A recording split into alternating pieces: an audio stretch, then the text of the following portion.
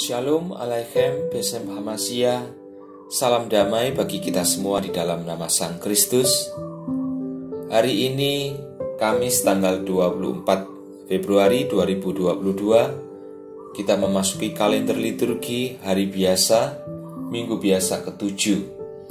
Bersama saya Sulistiawan dari Stasi Santo Yosef, Paroki Santo Stefanus Surabaya, mengajak Bapak, Ibu, dan saudara-saudari sekalian untuk mendengarkan sabda Tuhan, merenungkan sabda Tuhan, serta memohon rahmat di dalam menghidupinya. Maka sebelum kita masuk ke ibadat singkat saat ini, marilah kita hening sejenak. Kita mengarahkan hati dan akal budi kita untuk masuk di dalam doa. Dalam nama Bapa dan Putra dan Roh Kudus.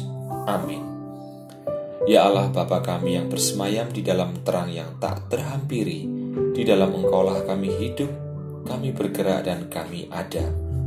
Oleh sebab itu kami panjatkan puji syukur serta terima kasih atas segala rahmat yang senantiasa Kau curahkan ke dalam hidup kami, sehingga sampai saat ini kami masih Kau beri kesempatan untuk hidup, agar kami boleh bertobat dari segala kesalahan dan dosa-dosa kami.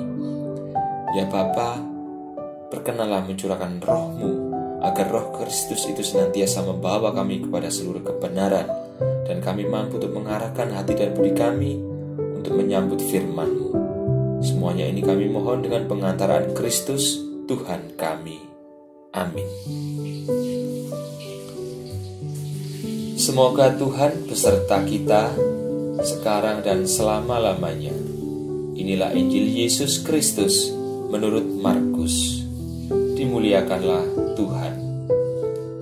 Markus bab 9 ayat 41 sampai dengan 50. Pada suatu hari Yesus berkata kepada para murid-muridnya, "Sesungguhnya barang siapa memberi kamu minum secangkir air oleh karena kamu adalah pengikut Kristus, ia tidak akan kehilangan upahnya. Barang siapa menyesatkan salah satu dari anak-anak kecil yang percaya ini, lebih baik baginya jika sebuah batu kilangan diikatkan pada lehernya, lalu ia dibuang ke dalam laut.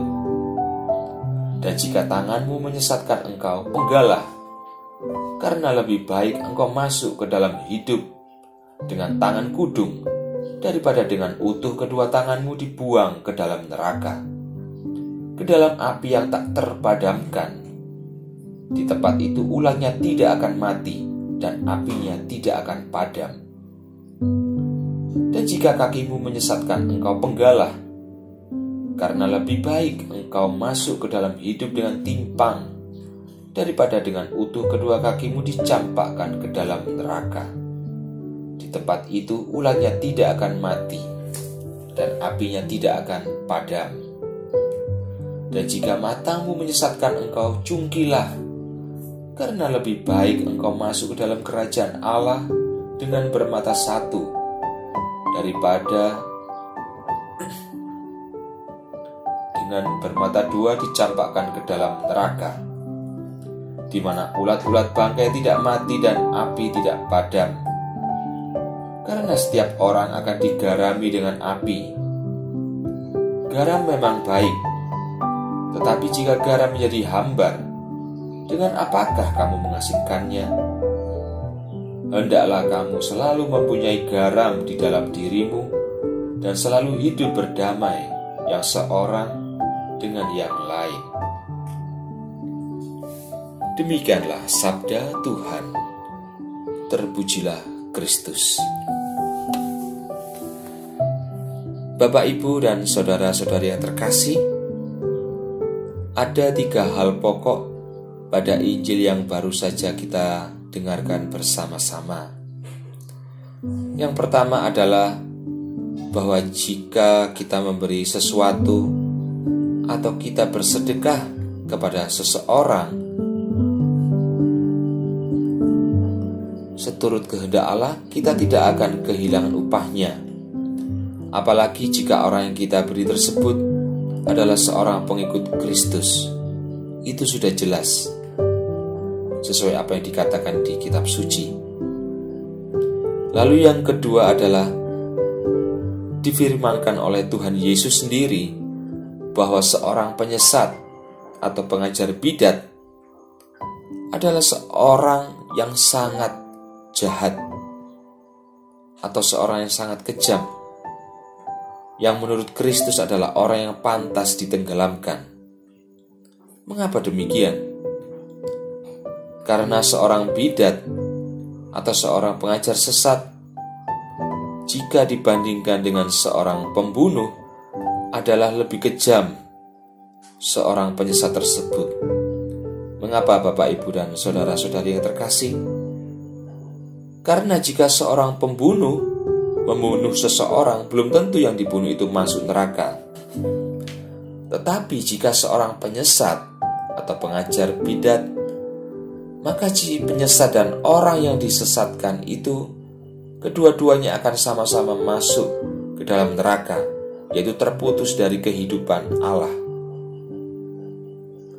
Maka dari itu, kita sebagai umat Allah yang disatukan di dalam baptisan, sehingga menjadi satu roh, satu iman, satu perjamuan, hendaknya selalu mencari keutamaan-keutamaan, yang salah satunya yang terpenting adalah mengenai pengajaran iman.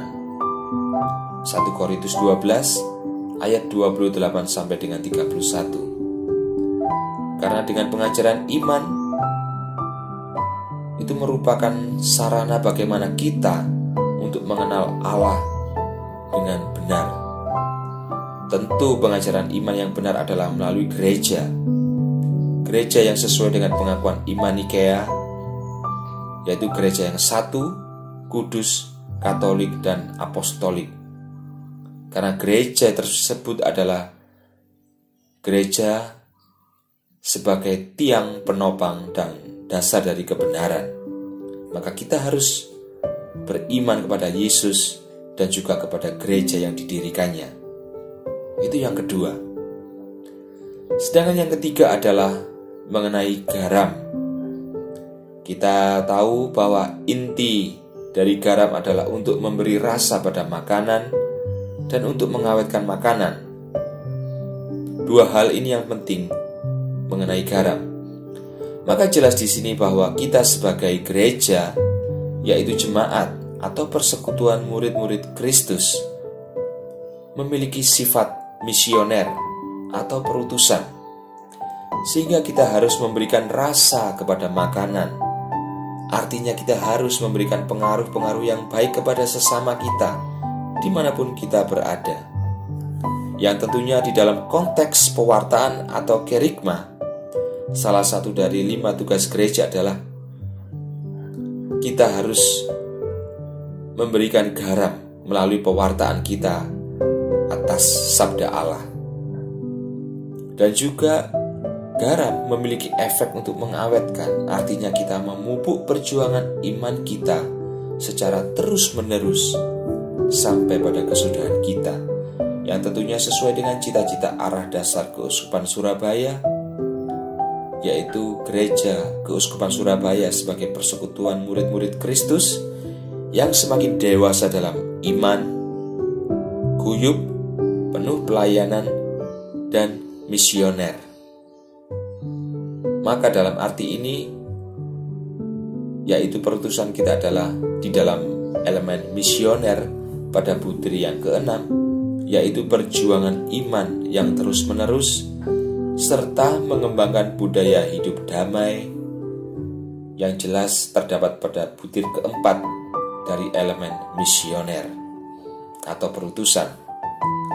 Sehingga Bapak, Ibu, dan saudara-saudari yang terkasih, sedikit memahami dengan merenungkan Injil pada hari ini, semoga Roh Kudus senantiasa mengajar kita, mengingatkan kita, menerangi hati dan akal budi kita di dalam hidup pesiaran kita di dunia ini sebagai murid-murid Kristus yang memiliki sifat misioner atau perutusan. Dan semoga renungan yang singkat ini semakin meneguhkan iman kita dan menguatkan kita di dalam karya-karya pelayanan kita. Amin. Marilah kita berdoa. Allah Bapa yang Maha Rahim, terima kasih atas sabda-Mu yang baru saja kami terima dan kami renungkan bersama. Kami berdoa kiranya Roh Kudus senantiasa membawa kami kepada seluruh kebenaran. Kami berdoa pula kiranya Roh Kudus memberikan kami kekuatan di dalam menghidupi setiap sabda-Mu yang telah kami terima. Maka dari itu kami menyerahkan seluruh doa, permohonan serta harapan kami, umat-Mu pada hari ini, awal, pertengahan, hingga akhir nanti, ke dalam penyelenggaraan ilahi-Mu atas hidup kami, di dalam nama Putra-Mu, Juru Selamat dan Pengantara kami, Tuhan Yesus Kristus, yang melaluinya Engkau menjadikan segala sesuatu dan menopang segala sesuatu, yang bersama Dikau dalam persatuan Roh Kudus, Tuhan yang memberi kehidupan, Allah yang berkuasa sepanjang segala masa. Amin. Kemuliaan kepada Bapa dan Putra dan Roh Kudus, seperti pada permulaan, sekarang, selalu, dan sepanjang segala abad. Amin. Dalam nama Bapa dan Putra dan Roh Kudus. Amin.